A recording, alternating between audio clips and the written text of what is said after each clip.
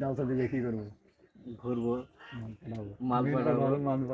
তো আজকে সকাল সকাল উঠে আমি চলে গেলাম আমার মামার কাছে ঘাটে বসে থাকতে। অনেকক্ষণ বসে থাকার পর আমাদের কাছে চলে আসলো আমার মুত্তেজ বন্ধু। এসে বলছে নাকি সে একজনের বাড়ি যাবে। তারপর তার গাড়িতে চড়ে আমরা তিনজন মিলে চলে গেলাম তার বাড়ির সামনে গিয়ে দেখি তারা নাই, তাই জন্য আমরা তিনজন দাঁড়িয়েছিলাম। দাঁড়ানোর পর দেখি সে আসলো এবং সেই কাজটা কমপ্লিট করলো।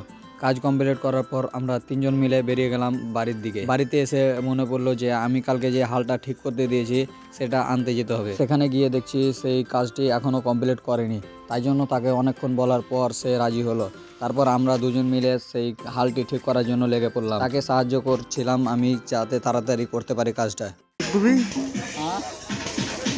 তারপর সেই কাজটি কমপ্লিট হয়ে গেলে আমি এবং আমার বন্ধু মিলে বেরিয়ে গেলাম সেখান থেকে আসার পর মুর্তেজ বলছে নাকি সে ভিডিও বানাবে, তাই জন্য তার কাছে চলে গেলাম। গিয়ে দেখছি তার ভাত খাওয়া এখনো হয়নি। সেখানে কিছুক্ষণ অপেক্ষা করার পর তার ভাত খাওয়া কমপ্লিট হলে আমরা দুজন নিচে চলে এলাম। নিচে গিয়ে সেখানে ঠিক হলো যে আমাদের বাড়িতে ভিডিও বানাবে, তাই জন্য তিনজন মিলে আমাদের বাড়ি চলে আসলাম ভিডিও করার জন্য। কি লাগবে বাবা? তো এখন আমরা ভিডিও শুট করব একটি ইনস্টা চ্যানেলের জন্য। তো চলো শুটিং তোমাদের কিরকম করে হয় দেখাই। তো এখন আমরা একটা ভিডিও শুট করব। তো এই আমাদের মেন অ্যাক্টর যাকে বলা হয়, তো একে নিয়ে একটা শুট করব। তো চলো শুরু করি ভিডিও শুট। তো সেশনটা কিরকম হবে কি যে বুঝলি লে রেডি একজন কইতে হবে তুমি ভালোবাসা তো দিব কিন্তু গা ধুতে হবে। লে আমি কইছিলে রেডি একটু দূরে যাবে, তুই একটু দূরে জানাবে। Ready action. 2 নম্বর শুট, একটা শুটে হল না। Ready action. তো এখানে একটা সিন কমপ্লিট হলো। তারপর এখন আমরা 2 নম্বর শুট, এখন 2 নম্বর শ্যুট করার জন্য এখন বাইরে যাচ্ছি। তো অনেকক্ষণ শ্যুট করার পর আরেকটা ভিডিও কমপ্লিট করলাম। এবার আরও আরেকটা বানাবো ভাবছি।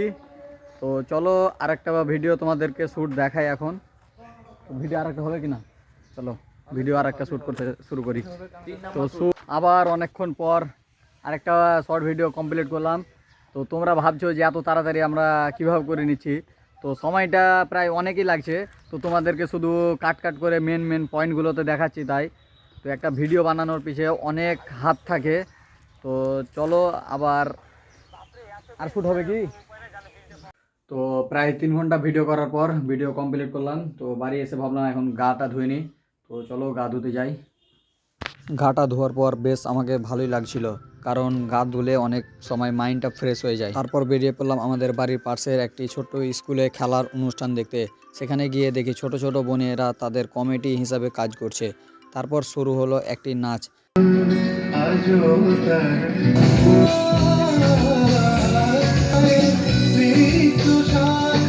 নাচটি শেষ করতে করতে দেখলাম শুরু হলো মেয়েদের রানের প্রতিযোগিতা। রানটি দেখার পর আমি বেরিয়ে পড়লাম বাড়ির জন্য, কারণ আমার বন্ধু ফোন করে বলল নাকি তাদের ওখানে জালসা আছে। সেই দিনের জালসার জন্য আমি তাদের কাছে চলে গেলাম বাইক নিয়ে। তারপর আমরা দুজন মিলে বেরিয়ে পড়লাম সেই জালসার জন্য। তারপর সেখানে গাড়ি থেকে আমরা চলে গেলাম সেই স্টেজের কাছে। সেখানে গিয়ে দেখছি প্রায় অনেক ভিড় হয়েছে। সেখানে যাওয়ার পর দেখি আরেকজন বন্ধুর সঙ্গে দেখা হয়ে গেল। সে বলল যে সে নাকি আমাদেরকে কি খাওয়াবে। তারপর আমরা তিনজন মিলে খেতে চলে গেলাম।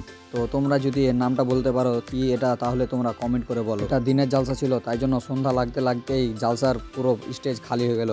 তাই জন্য আমরা দুজন মিলে বেরিয়ে পড়লাম বাড়ির জন্য। রাস্তাতে এসে দেখছি টোটোর অনেক ভিড় লেগে গেছে, তাই জন্য আমাদেরকে রাস্তা পার হতে অনেক সময় লেগে গেল। সেখান থেকে বেরিয়ে এসে আমার বন্ধুকে তার বাড়িতে রেখে আমি সেখান থেকে বেরিয়ে চলে এলাম আমাদের বাড়ি। তারপর আমি যখন রাত্রেবেলা খেতে বসলাম দেখলাম দুটো বিড়াল আমার কাছে চলে এসেছে।